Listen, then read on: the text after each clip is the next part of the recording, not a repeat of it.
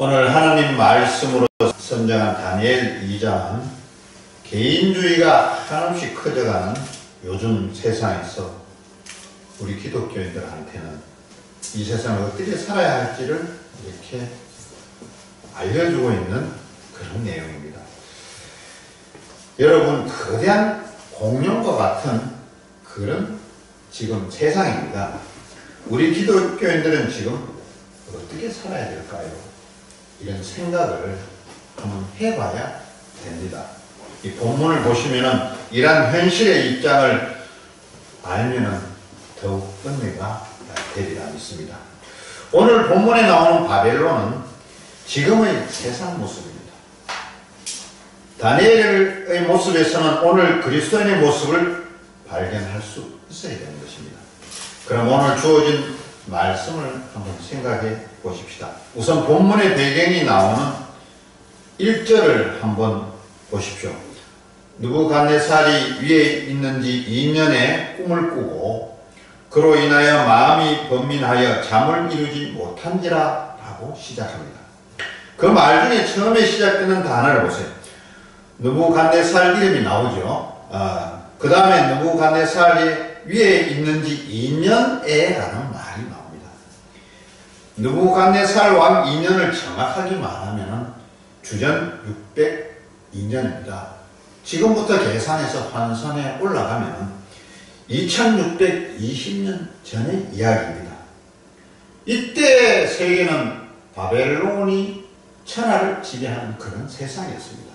바벨론 제국이 아수르의 수도 느네웨를 멸망시켰습니다. 그리고 아수르의 잔류병을 돕기 위해서 애굽에서 원정이 와 있었어요. 그런데 바벨론이 유브라데에서 애굽의 군대도 완전히 물리친 것입니다. 당시 강력하다고 했던 아수르도 애굽도 바벨론과의 전쟁에서는 완전히 참패하였던 것입니다. 바벨론은 연이어 남유다를 침공해서 주전 605년에 다니엘을 포함한 많은 사람들을 포로로 이끌어서 바벨론으로 왔습니다. 그러니 당시에 바벨론은 세상에서 천하무적 바벨론이죠. 그때가 느부갓네살 통치 2년이었던 때였습니다. 이때 만약 바벨론에서 국가적인 대형 현수막을 만약에 전국에 붙였다 하면은 2개의 이런 현수막을 붙였으리라고 그렇게 봅니다. 그 내용으로 한번 보면은 느부갓네살 왕의 사제는 불가능했다. 천하무적이니까 불가능 없는 거죠. 또 하나는 바벨론의 꿈은 계속된다. 바벨론은 세계를 정복하겠다는 그런 의미인 것입니다. 그렇습니다. 외적으로 보면 세상 어느 누구도 바벨론이라는 나라와 느부갓네살 왕을 무너뜨린 대적할 수 있는 국가나 어떤 리더자는 아무도 없었던 거예요. 그러기에 이제는 마음껏 즐기며 행복하게 바벨론 제국은 살아갈 것입니다. 당시에는. 그런데 오늘 본문에 보면 그렇게 강력했던 바벨론 왕 느부갓네살에게는 안절부절하지 못할 일이 생겼습니다. 그 일은 자신이 꿈 때문에 이 하잘것없는 꿈이라고 생각하지만 그 사람 입장에는 굉장히 꿈이 자기를 괴롭힌 거죠. 그 꿈의 내용이 무엇이고 뜻이 무엇인지는 오늘 이야기하지 않겠습니다. 그 내용은 2장 뒷부분에 보시면 나오기 때문에 제가 관심을 두고 제가 거기에 포커스를 맞추는 것은 그렇게 강력했던 느부갓네살 왕이 세상에 들어올 것이 아무것도 없던 이 왕이 자신의 내면에 있는 꿈 문제로 인해서 번뇌하고 있다는 것입니다. 고민을 하고 있다는 것입니다. 두려워서 떨고 있다는 것입니다. 이런 부분에 대해서 포커스를 좀 맞춰보겠다는 겁니다. 느부갓네살 왕이 하루는 잠을 자는 가운데 어떤 꿈을 꿨습니다. 그리고 아침이 되어서 잠에서 깨어났는데 잠에서 깨어나니까 어제 꿈이 생각이 나지 않아요. 우리도 꿈을 꿔보지만 명확한 꿈도 있지만 이게 앞뒤가 안 맞는 꿈도 참 많아요. 또 꿈이라는 것이 이 질서도 없고 어떻게 옛날 사람이 지금 사람이 되고 지금 사람이 옛날 사람이 되고 이렇게 막 뒤죽박죽 우리가 꿈을 많이 꾸잖아요. 그 명확한 꿈이 꾸어져서 명확하게 기억되는 것도 있지만 기억이 안 나는 꿈도 정말로 많은 것입니다. 아마 이 왕도 생각이 나지 않기 때문에 그 꿈을 생각하면 불안했다는 거예요. 답답했다는 거죠. 그래서 그 답답함이 미칠 지경이었다는 거죠.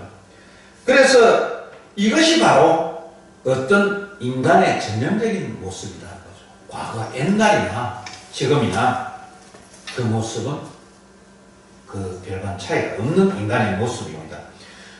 느부갓네살 왕은 외적으로는 얼마나 대단한 인물입니까? 힘이 있고 또 강력하고 또 절대 왕권을 가진 왕입니다. 그러나 내면의 세계에 들어가면 마음이 평안치 못하다는 거죠. 가장 강한 사람이 어떻게 보면 약해 있을지도 모른다는 것입니다. 이런 부류의 사람들이 성경에 얼마나 많이 있습니다. 성경에 보면 많은 사람들이 이와 비슷한 사람이 있는 걸로 이렇게 나오고 있습니다. 세상에 부러울 거 없는 직분을 가지고 세상에 남 내놓으라 할 거 없는 모든 걸 가지고 있어도 정작 내면의 세계에 들어가면 보다 큰 문제를 가진 사람이 많다는 것입니다.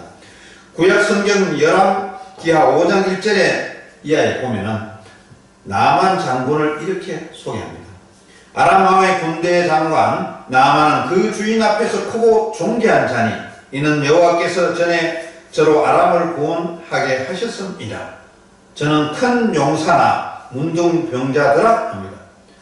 나만은 아람 왕의 군대 장관이었다. 또 크고 존귀한 자였다. 큰 용사였다고 합니다. 그런데 뒤에 붙은 말 한마디 앞에는 소개한 모든 것이 의미가 없는 그런 표현이 되어버리고 맙니다. 그 뒤에 내용이 뭐냐면 그러나 그는 문둥병자더라. 이 앞에 모든 말을 잘했는데 마지막 끝에 문둥병자더라 이 한마디가 결국은 문둥병이 걸려서 죽는다. 요즘 이런 병을 한센병이라고 하잖아요. 표현을 좋게 해서 문둥병 그럴 때는 이렇게 확 들어오는데 한센병 걸리면 뭐가 크래시라고요. 그 병명 이름도 저는 그렇게 느껴져요. 세상의 위치가 아무리 높은들 돈이 아무리 많은들 무슨 소용이 있겠습니까? 이건 아무것도 아니라는 거죠. 끝부분에 그런 한센병이 있다는 그 자체 한마디 때문에 아무것도 아니다 하는 거죠. 이스라엘의 초대왕 사울왕이 있습니다. 사울은 외모가 참 출중하였다고 합니다. 권력도 수행했습니다. 겉으로 보면 모든 것을 갖추었습니다. 그러나 그의 속 사람을 보면 하나님을 떠난 광인에 불과했다는 것입니다. 오늘 본문도 그런 관점에서 보면 재미있는 내용들이 있다는 것입니다. 느부갓네살 왕은 모든 것을 가졌죠. 그의 권력을 누가 감히 흔들 수 있었겠습니까? 그런데 꿈 문제 하나에 걸려서 불안하고 잠도 못 자고 또 난리입니다. 오늘 본문 앞부분의 내용을 보면 느부갓네살 왕은 꿈을 꾸고 나서 왕궁에 있었던 지혜로운 사람, 머리 있는 사람들 다 불러들였어요. 그리고는 내가 어젯밤에 흠 있는 꿈을 꾸었는데 생각이 나지 않으니 내가 꾼 내용의 내용과 그에 대한 의미 있는 꿈을 좀 해석하라는 명령을 합니다. 참 듣는 사람은 참 답답하겠죠. 자기도 잘 모르는데 어떻게 제3자가 꿈을 해석할 수 있겠느냐는 거죠. 만약 해결하지 못하면 몸을 박살내겠다, 토막내겠다, 또 그들이 살고 있는 집을 완전히 불더미로 만들겠다, 이렇게 해버린 겁니다. 왕의 명령을 받은 그들은 어떻게든 그 상황을 모면해야 되잖아요. 절대 왕권 시대에는 그 말을 듣지 않으면 다 죽게 돼 있으니까. 하지만 해결할 수 있는 방법이 전혀 없었어요. 그 꿈은 하나님만 알고 있었기 때문이죠. 그들이 시간만 끌고 해결하지 못하자 왕은 죽이라고 명령을 내렸던 것입니다. 왕의 경호대장이었던 아리옥을 통해서 집행을 시작하게 되었던 것이죠. 이때 바로 다니엘이 등장을 합니다. 그리고는 아리옥의 자초지정을 다 들어보고 왕을 찾아가서 담대히 말합니다. 조금 시간만 더 주면 왕이 꾼 꿈의 내용과 꿈풀이를 해드리겠습니다. 라고 약속을 하는 것입니다. 여러분, 꿈으로 인해서 불안해하는 느부갓네살 왕과 포로로 끌려온 지 3년밖에 안 되는 소년, 10대 소년 다니엘의 그 담대함을 한번 비교해보면 얼마나 큰 차이예요. 왜냐하면 이 왕은 전 세계를 지배하는 그런 절대 통치 권력을 가진 데 반해서 이 10대 소년은 뭐를 알겠어요. 그런데 이렇게 담대할 수 있었다는 거죠. 우리가 이 소년에서 볼 수 있는 그 담대함, 뭐를 믿고 저렇게 담대하느냐, 이것을 우리가 한번 따져볼 수 있다는 것입니다. 겉으로 보면 다니엘은 무엇 하나 내세울 수 없는 소년이죠. 이때 당시 이스라엘은 풍전등화 속의 위기 속에 있었던 것입니다. 다니엘이 1차 포로 시에 바벨론의 포로로 끌려와 있습니다. 궁중에서 바벨론이 문화를 배우고 있는 차였습니다. 더 중요한 것은 지금 다니엘이 왕이 꾼 꿈에 대해서 해답을 가지고 있는 것이 아니었습니다. 아니었지만 담대하게 그렇게 이야기를 할 수 있었던, 어떻게 이렇게 이야기를 할 수 있었을까요? 성경은 다니엘이 담대할 수 있었던 이유를 두 가지를 말하고 있습니다. 첫째는 다니엘은 사방이 아무리 막혀 있더라도 어떤 문제든 알 수 있는, 열려져 있는 하늘이 존재한다는 사실을 알았기 때문에. 본문 18절에 보세요. 하늘에 계신 하나님이 이 은밀한 일에 대하여 긍휼히 여기사라고 했습니다. 20절 이하에는 기도의 응답을 받고 나서 다니엘이 찬양한 내용이 나옵니다. 다니엘이 말하되 가로되 영원 무궁히 하나님의 이름을 찬송할 것은 지혜와 권능이 그에 있음이로다. 21절 그는 때와 기한을 변하시며 왕들을 폐하시고 왕들을 세우시며 지혜자에게 지혜를 주시고 지식자에게 총명을 주시는도다. 또 22절은 그는 깊고 은밀한 일을 나타내시고 어두운 데에 있는 것을 아시며 또 빛이 그와 함께 있도다. 23절은 나의 열조의 하나님이시여 주께서 이제 내게 지혜와 능력을 주시고 우리가 주께 구한 이를 내게 알게 하셨사오니 내가 주께 감사하고 주를 찬양하리이다. 곧 주께서 왕의 그 일을 내게 보이셨나이다 아니라. 이 다니엘이 담대할 수 있었던 원인이 어디에 있습니까? 아무리 세상이 사방에 막혀 있다 하더라도 기도로 나갈 수 있는 열린 하늘이 있다는 것 때문에 담대할 수 있다는 것입니다. 기도로 나갈 수 있는 열린 하늘, 이게 정말 중요하다는 것이죠. 이런 확신이 있었기에 1장에서 그는 왕의 진묘와 포도주를 거부했던 것입니다. 3장에 보면 다니엘의 세 친구가 신상에 절하는 것을 거부했습니다. 또 6장에는 죽음의 계략에서도 기도했습니다. 사자굴에 들어가서도 염려하지 않았습니다. 하늘로 기도의 문이 열려 있었기 때문입니다. 고린도후서 4장 8절 9절에도 이렇게 말씀하셨습니다. 우리가 사방으로 우겨삼을 당하여도 사이지 아니하며 답답한 일을 당하여도 낙심하지 아니하며 핍박을 받아도 버림받지 아니하며 거꾸로 뜨림을 당하여도 망하지 아니하고 했습니다. 고린도후서 4장 7절에 보면 알 수가 있습니다. 이렇게 말씀합니다. 우리가 이 보배를 질그러게 가졌으니 이는 능력이 심히 큰 것이 하나님께 있고 우리에게 있지 아니함을 알게 하려 합니다. 아무리 세상이 성도를 힘들게 한다 할지라도 우리 그리스도인에게는 보배이신 예수님이 계시고 하나님이 계시기 때문입니다. 아멘이십니까? 아멘. 예.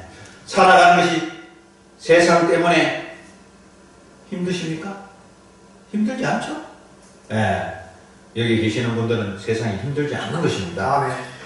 경제적인 위기 때문에 힘드십니까? 힘들지 않잖아요. 아멘. 아멘. 힘들잖아요. 가정적으로 핍박 때문에 힘드십니까? 아니요. 안 힘들잖아요. 아멘. 예. 건강으로 해서 힘드십니까? 그것도 안 힘들잖아요. 아멘. 여러분의 능력으로 도저히 해결하기 불가능한 문제가 있다면은 하나님을 우리가 믿고 하늘 문을 열면 기도로 응답 받을 수 있다는 것입니다. 만약에 사방이 막혀서 빠져나올 구멍이 없으시다면 하늘을 바라보십시오. 하늘을 바라보시면 답이 나옵니다. 하늘 문은 결코 닫혀있지 않고 열려있는 것입니다. 네. 우리를 도와주실 하나님께 나아갈 길은 막혀있지 않습니다. 그 길이 있음을 알면 우리는 낙심할 필요 없습니다. 절대 우리는 낙심하지 말고 담대히 해야 되는 것입니다. 둘째로 다니엘이 담대할 수 있었던 이유는 자신과 함께 하나님께 기도할 공동체가 있었기 때문에. 같이 기도할 공동체. 혼자보다는 둘이 낫고 둘보다는 셋이 낫고 셋보다는 다수가 낫다는 거죠. 같이 할, 동력할, 같이 기도할 공동체가 있어요. 화평 교회도 화평 방송도 이런 공동체 속에 자리매김하시기를 바랍니다. 본문 17절, 18절을 같이 읽어보십시다. 이에 다니엘이 자기 집으로 돌아가서 그 동무 하나냐와 미사엘과 아사라에게 그 일을 고하고 하늘에 계신 하나님이 이 은밀한 일에 대하여 긍휼히 여기사 자기 다니엘과 동무들이 바벨론인 다른 박사와 함께 죽임을 당치 않게 하시기를 그들로 구하게 하리라 하고 있습니다. 지금 바벨론의 왕은 엄청난 위협 앞에서 다니엘 혼자서 대항하는 게 아니고 또 이 세 친구와 같이 이렇게 대항하고 있는 거죠. 예. 동력하면서 기도도 우리가 협력하면서 대항하고 있는 것입니다. 이 본문의 내용은 우리에게 분명 메시지를 던집니다. 하나님께서는 어두운 시대를 믿음의 동력자들과 함께 도전하는 사람들에게 맡긴다는 것입니다. 예. 믿음의 동력자들과 함께 모든 것을 해서 같이 선을 이루어라. 예. 선을 이루어라.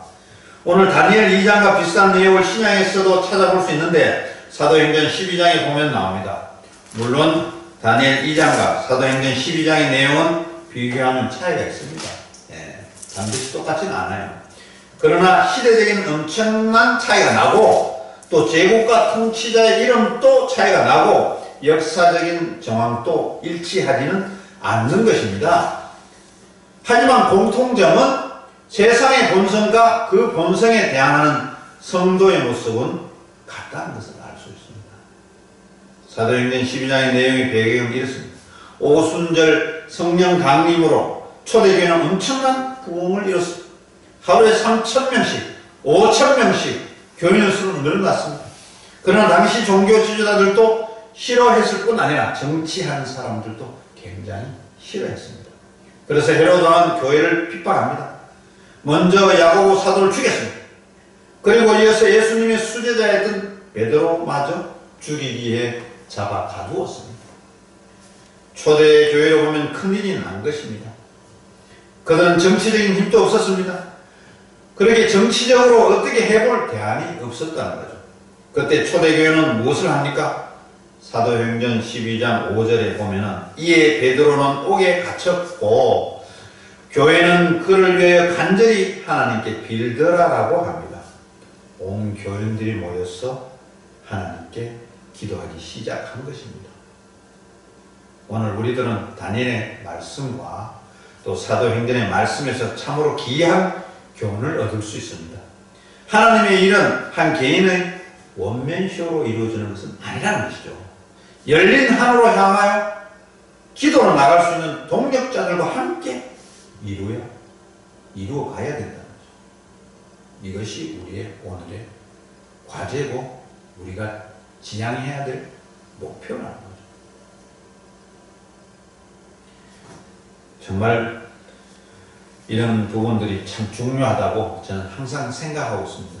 예, 그래서 항상 같이 할 수 있는 그런 분들, 그런 또 단체, 그런 목회자, 그런 교회, 그런 기관 같이 섭렵하여 선을 이루는데 최선을 다해야 되고 다하기를 기대합니다. 그렇습니다. 성경 어디에 봐도 혼자서 지도자 혼자서 원맨쇼 하지는 않습니다. 모세도 아론과 홀과 미리암과 함께 했습니다. 또 예수님도 12제자와 함께 했고 사도 바울도 실라와 누가와 디모데와 동력자들과 모두 함께 했던 것입니다. 오순절 성령 강림 사건도 120명이 열흘 동안 기도할 때 역사가 일어났던 것입니다. 고넬로의 집에서 일어난 이방인의 성령 강림의 사건도 집안 온 식구들이 함께 모였을 때 역사가 일어난 것입니다. 이렇게 기도하는 동력자는 중요합니다. 문제는 오늘의 교회가 이런 동력하는 일에 너무 약하다는 것입니다. 자기 혼자하면 잘하겠지, 자기 혼자하면 성공하겠지, 소위 말해서 좀 표현이 좀 비약적인지 몰라도 닭의 머리는 해도 용꼬리는 하기 싫다. 어떻게 보면 용꼬리가 더 나은 거예요. 그런 부분들이 좀 아쉽다는 거죠. 특히 함께 모여서 기도하는 동력이 너무 약하다는 거죠. 기도를 동력에서 같이 합심 기도하는 이런 부분들이 참 중요하다. 목회를 하면서 자꾸 느끼는 것이 바로 이건 다뤄보는데, 교회가 부흥할 때 장로님이나 또 안수 집사나 권사님들이 조금만 더 이렇게 힘쓰면 더 잘 될 것인데, 이런 부분들이 잘 안 되는 것. 또 사랑하는 이 많은 사람들이, 그 중직자들이나 성도들이 하나님 일에, 특히 기도하는 일에 온 교인들이 다 모여서 같이 동력하는 교회가 되기를 원합니다. 세상이 아무리 커 보이고 세상의 문제가 아무리 우리 힘으로 불가능하게 보여도, 또 교회 성장이 힘든 세월이라 해도 교회 성장이 얼마나 힘듭니까? 교회에 속한 우리의 개신교 신도들이 늘어나기가 참 어렵지 않습니까? 또 오히려 줄 수가 더 많다는 거죠. 나이 드신 분은 돌아가시고 또 젊은 사람들은 자꾸 신앙심이 떨어지고, 이런 가운데 우리 모든 교회 공동체는 열린 하늘을 향해서 기도하십시다. 또 혼자서 기도하지 말고 함께 협력해서 기도하십시다. 아멘. 고난주간인 지금 새벽 기도회가 또 이런 기도회가 될 수 있기를 바랍니다. 아멘. 그렇게 되면 어떤 결과가 나아질까요? 본문을 배우는 기도가 응답되어서 우선 다니엘과 세 친구가 하나님을 찬양했습니다. 죽음의 위기에 있던 사람들이 살아났습니다. 그리고 느부갓네살 왕이 다니엘에게 전하고 하나님을 찬양했다고 말합니다. 놀라운 기적이 일어난 것입니다. 이제 우리에게도 이번 고난주간 새벽 기도회가 마쳤을 때 이런 놀라운 기도의 응답의 역사가 일어나기를 축원합니다. 아멘.